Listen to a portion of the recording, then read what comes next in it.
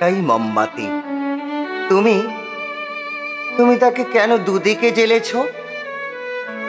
খুব অহংকারী হলে তবেই এমন কাণ্ড করা যায়।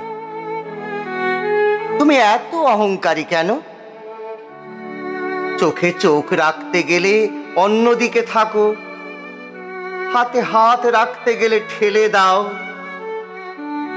হাতের আমলকি মালা হঠাৎ টান মেরে তুমি ফেলে দাও।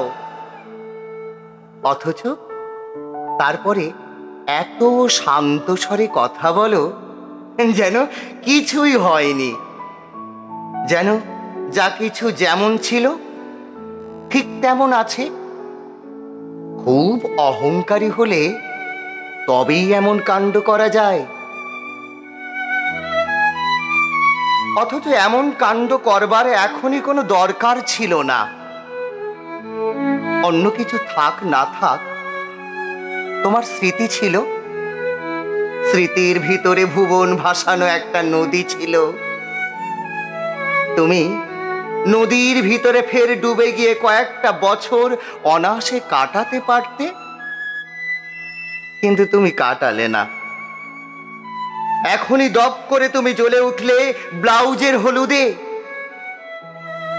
খুব অহংকারী হলে তবেই এমন কাণ্ড করা যায়। তুমি এত অহংকারী কেন?